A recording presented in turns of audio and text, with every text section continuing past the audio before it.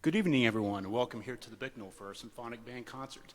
This evening's program is actually more of a showcase of all the musical talent in the city of Pittsburgh, not just on campus, but also involving some of our community members as well. So this first piece that we heard, notice there's a lot of variety, and that kind of sets the stage for the entire program. You can hear many different styles of music, many different composers, many different ensembles tonight. The very first piece that we played was Tripwire by Gerard Hall. Mr. Hall is a black composer from the state of Texas, and he's a fellow low brass man like myself. He plays tuba and trombone, and he has quite a jazz background. He actually attended the University of North Texas, which is one of the preeminent jazz schools in the country. And I'm sure in that first piece you could hear some elements of both funk and jazz. And then for the second piece, we decided to really turn things down, and we played a beautiful piece by master wind band composer David Holsinger. Mr. Holsinger's been writing for wind bands ever since I was a kid.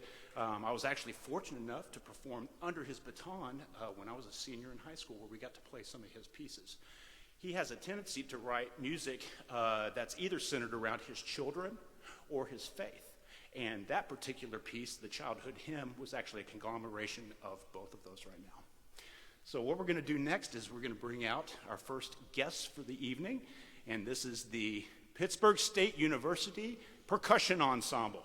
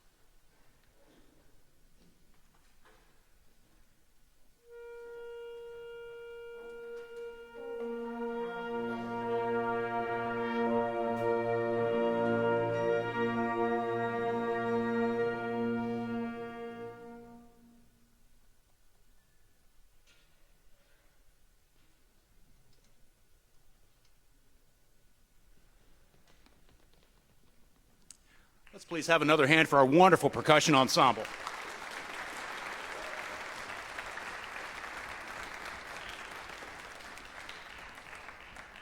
I've had the pleasure of working with their instructor, Dr. Jim Clanton, throughout the years as with the marching bands, and I've just had a wonderful time, and it's a very, very talented group. And speaking of talent, I'm going to tell you a little bit about the Symphonic Band. So the Symphonic Band is basically a campus-wide band, which is comprised of many non-majors, people who just want to continue playing their instrument and continue their love of performing music. It also has quite a number of students who are music education majors who play secondary instruments. And I think this is just a wonderful opportunity for them to get some more hands-on experience with their instruments in the performance realm, because you know that's just going to make them better teachers whenever they're out running their own bands. In fact, one of our percussionists right here, you see running back and forth from playing trombone, and that's one of the things that has really blown my mind with this campus is the talent of the multi-instrumentalists here especially. So we're going to play a piece for you now called Crown Point Celebration by Ann McGinty. And Miss McGinty is known throughout the world as probably the most prolific female composer of wind band music. She has over 225 works written for some sort of wind ensemble band. The other thing that she's really known for is her flute work. Tons of duets, solos, flute ensemble pieces. She actually performed as principal flutist, or flautist, whichever you prefer, of the Tucson Symphony in Arizona for many, many years. So we're going to perform for you now, Crown Point Celebration by Ann McGinty.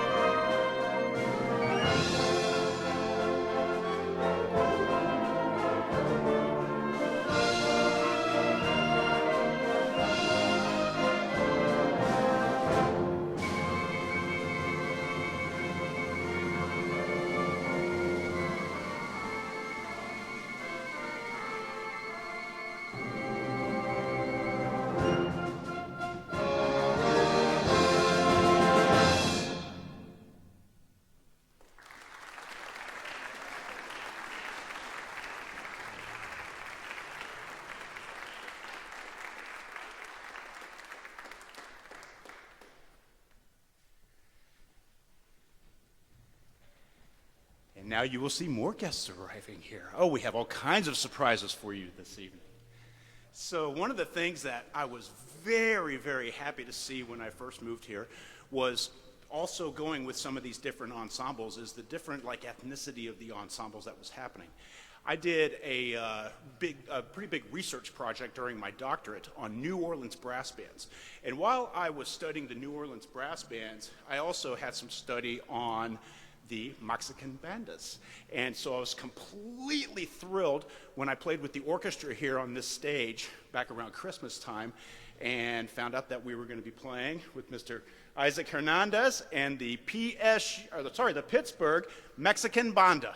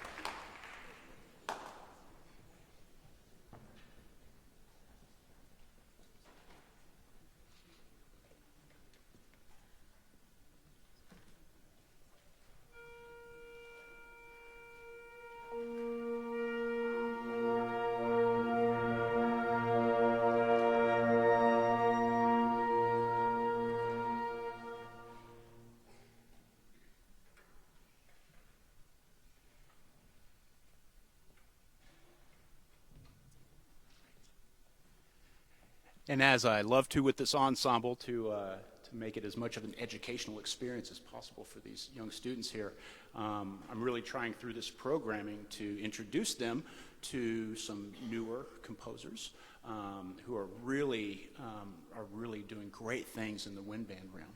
And the next one is Randall Standridge, who's actually not too far from here. He lives in Jonesboro, Arkansas. And you're going to see his music popping up all over the place. He's absolutely amazing. So we're about to perform a very high energy piece of his called Whiplash.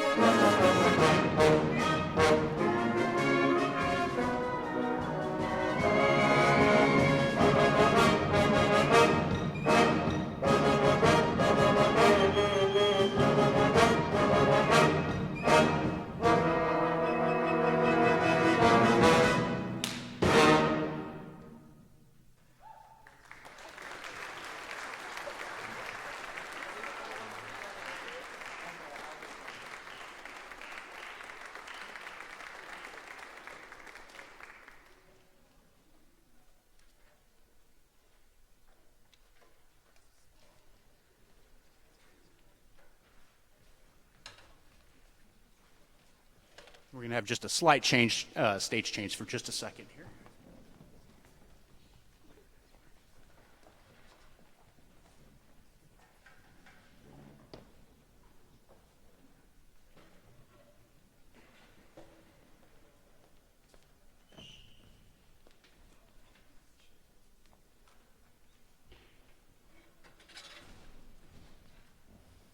So here at the university, every Thursday, all the studios meet.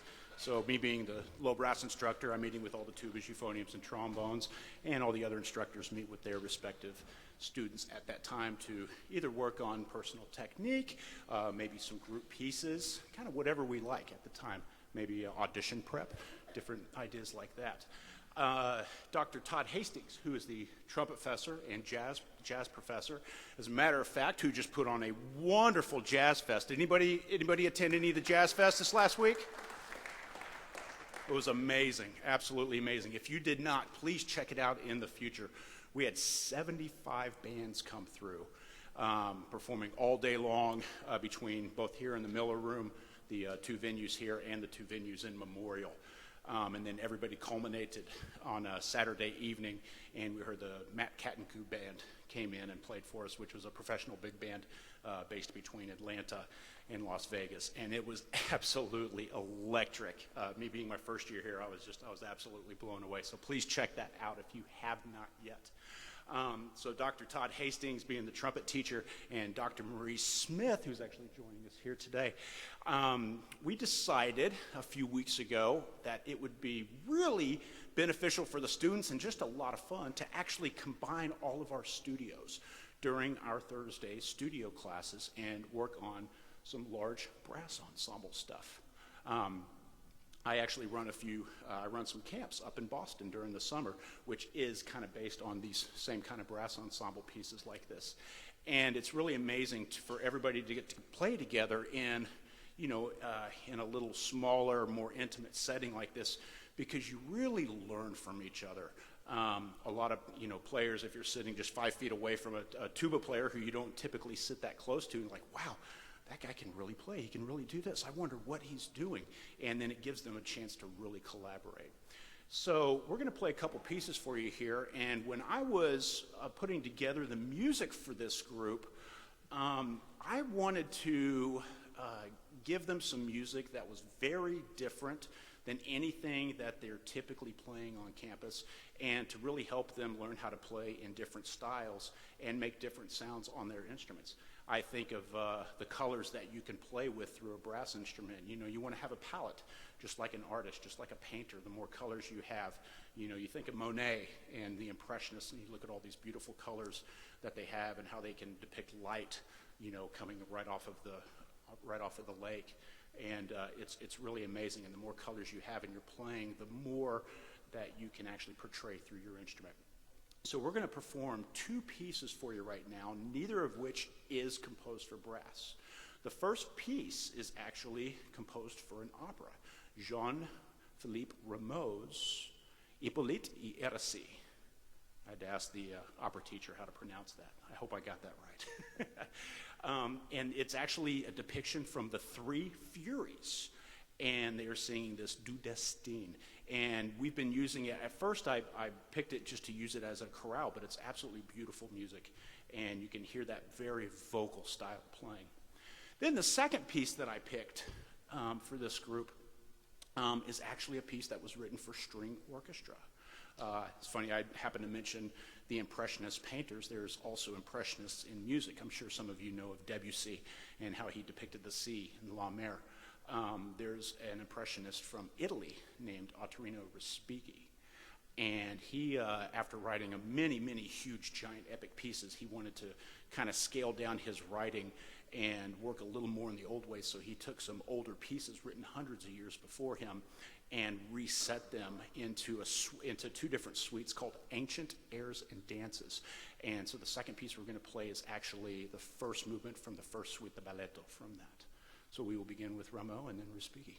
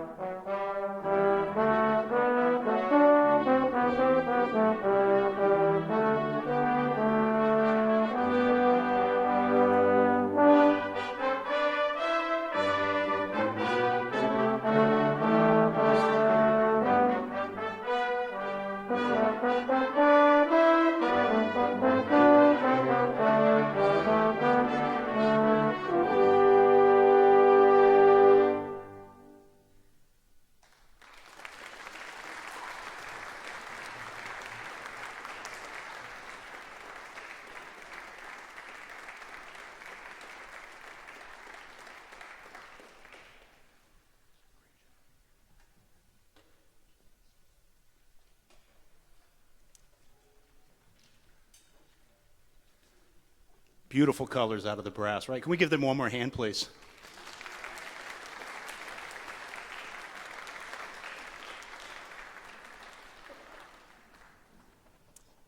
You know, I always tell them every time I pick up my tuba, my foremost sound that I want, my foremost job, as I believe, is to make it sound beautiful.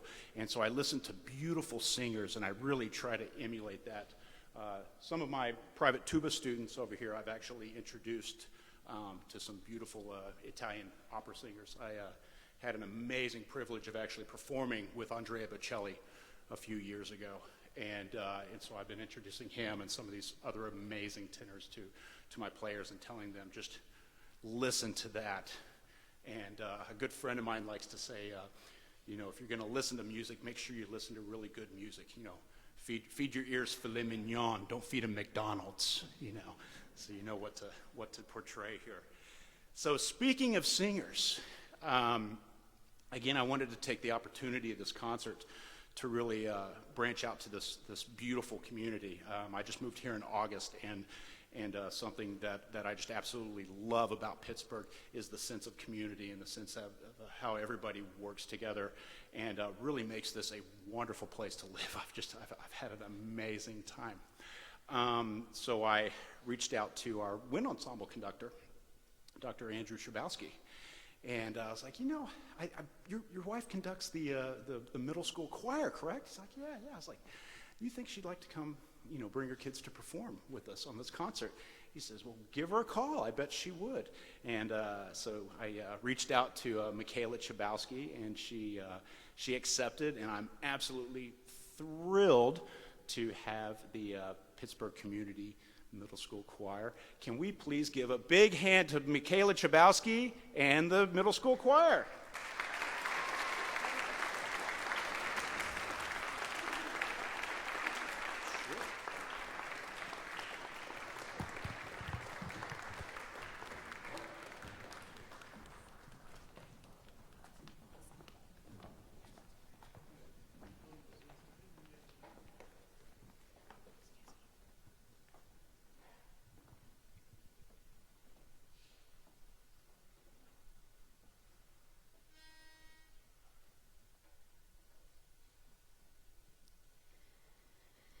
In the quiet, misty morning, when the moon has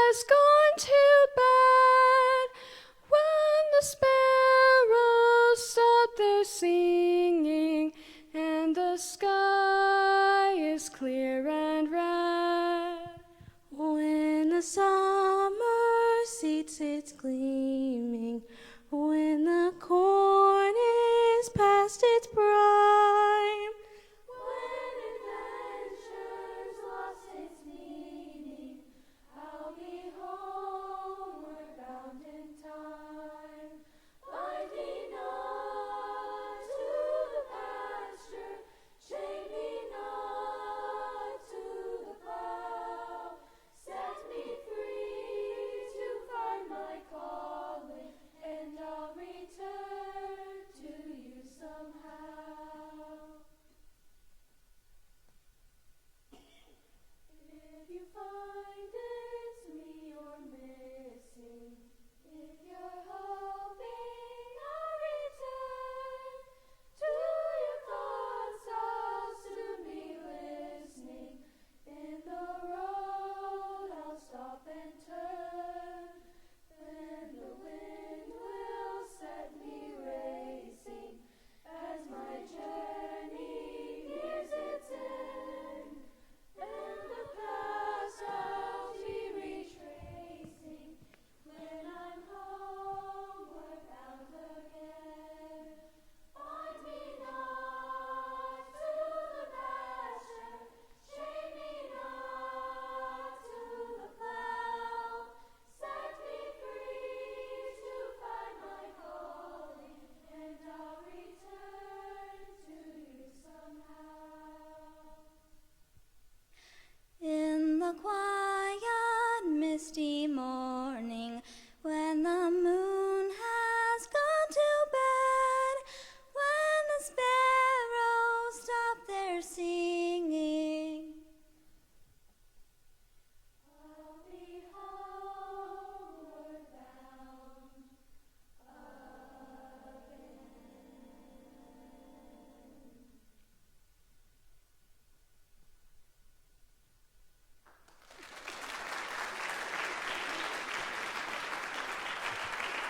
again. Thank you.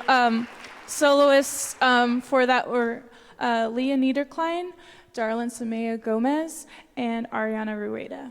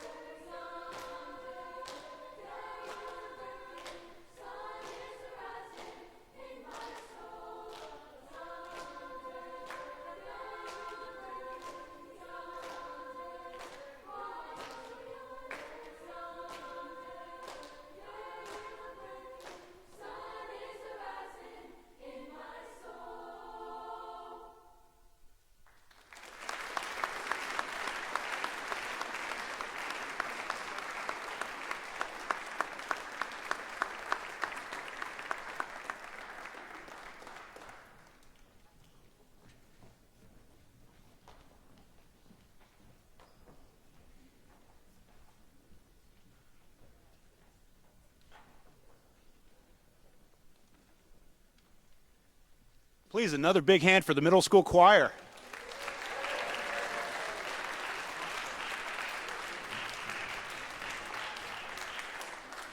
It was wonderful. Thank you so much for joining us here tonight.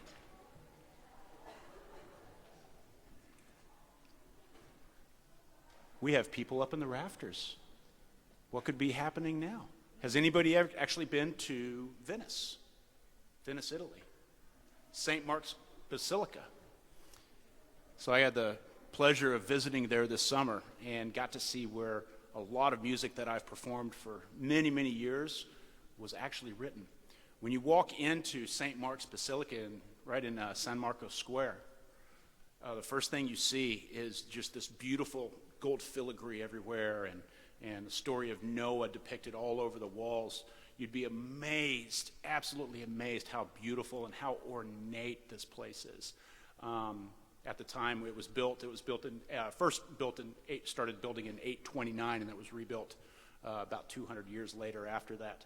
And Venice was the wealthiest city in the world. And it was funny, the tour guides were like, well, we didn't really know what to do with their money, so we just kept building things nicer and nicer and making things more ornate. And it is just absolutely breathtaking. When you walk inside the basilica, it's a very, very large rectangular shape with these giant balconies up here.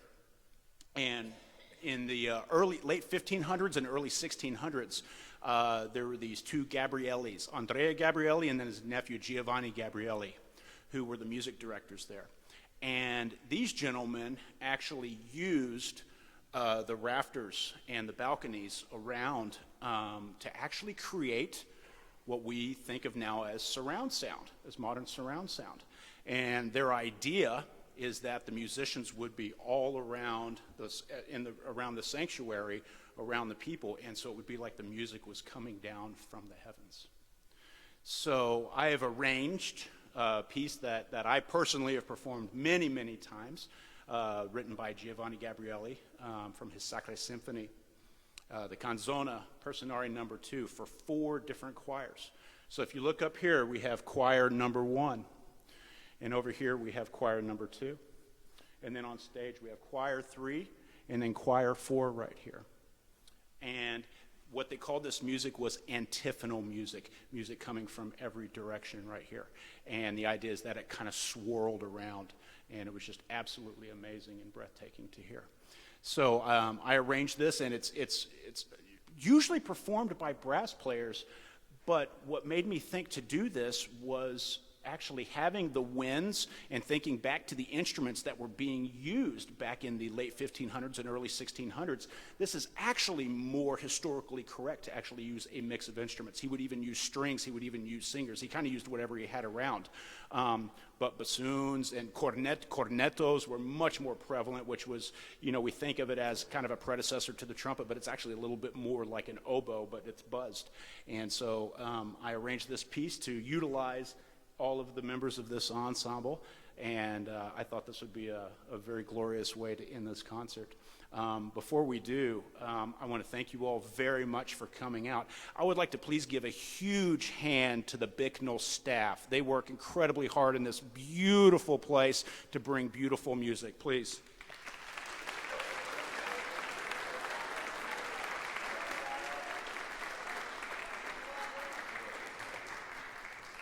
And I would love to thank my colleagues in the music department. And thank you very much for coming and joining and sharing this evening with us tonight. I bring you some Giovanni Gabrielli.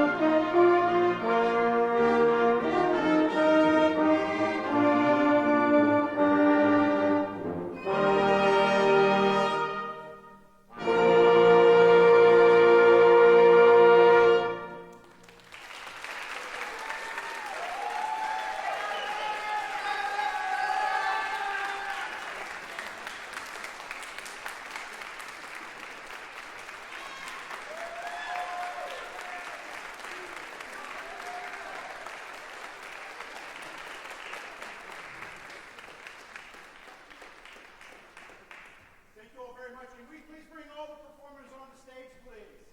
Except for you. You all stand.